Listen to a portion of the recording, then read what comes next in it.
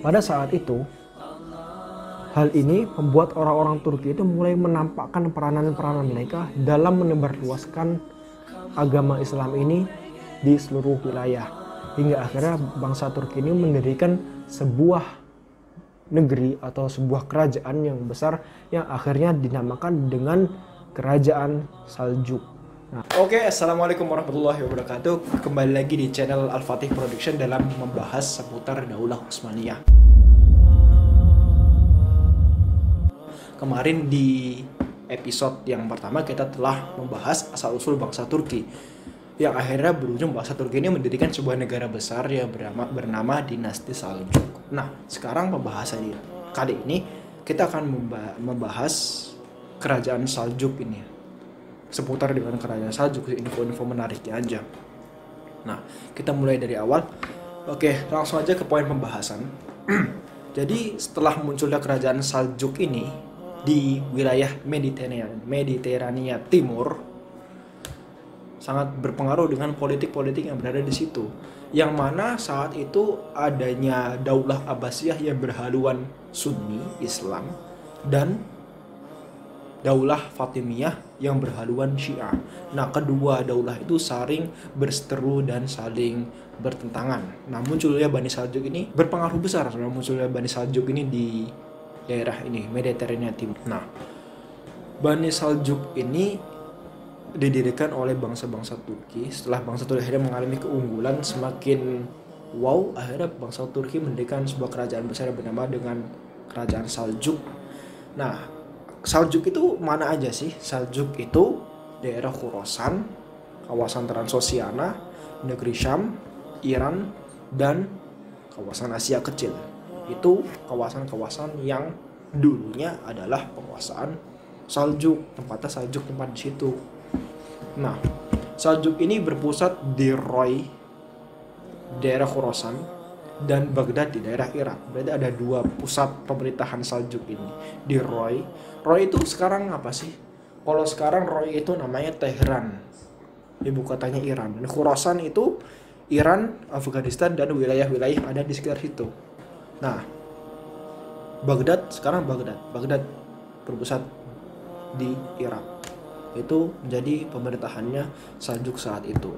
Nah, Saljuk ini pada saat yang sama muncul juga kerajaan-kerajaan kecil Saljuk seperti kerajaan Kerman yang berada di wilayah Transoksiana dan Khorasan.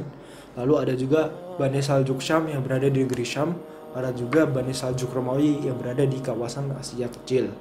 Bani Saljuk ini banyak memberikan bantuan kepada Bani Abbasiyah karena emang sama mazhabnya. Bani Abbasiyah dengan Saljuk ini emang sama, bermazhab Sunni. Nah, saat itu Bani Abbasiyah itu sedang mengalami kemunduran dan emang benar hampir mau runtuh daulah ini karena adanya dominasi Bani Fatimiyah dan Bani Buaih. Kedua kerajaan ini berhaluan Syiah yang mempengaruhi dan mendominasi Daulah Abbasiyah sehingga sedang merangsek Daulah Abbasiyah dan mempersempit ruang gerak Daulah Abbasiyah saat itu. Nah, munculnya Bani Saljuk ini, Bani Saljuk langsung menumpas habis kedua kerajaan tersebut. Saat itu Bani Saljuk dipimpin oleh Sultan Tughurul Bek. Pada tahun 447 Hijriah, Sultan Tughurul Bek menumpas kerajaan Buaih dan dominasi Fatimiyah yang ada di Daulah Abbasiyah. Sultan Tughurul Bek berhasil menghapus fitnah-fitnah yang berada di situ dan menurunkan orang-orang yang mencela para sahabat serta membunuh pemimpin besar kaum Rafidhah, yaitu Abu Abdillah Al-Jalab. Nah, hal ini jelas kita sudah ngomong di awal tadi, munculnya Bani Saljuk ini emang memiliki pengaruh besar di dalam kedua perselisihan antara dua kerajaan ini, Bani Daulah Abbasiyah dan Bani Fatimiyah ini.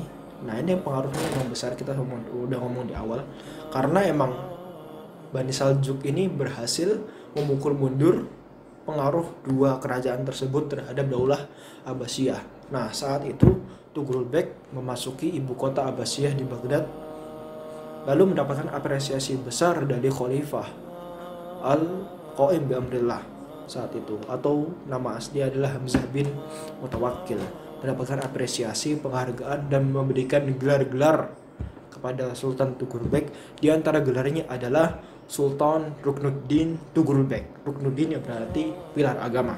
Lalu menulis namanya di setiap mata uang, bukan setiap mata uang, hanya di mata uang Abbasiyah itu. Menuliskan namanya, lalu menyebut nama-namanya di setiap khutbah-khutbah yang berada di masjid. Nah, itu sedikit dari penghargaan dan apresiasi yang diberikan Khalifah kepada Sultan Tughrul-Bek ini.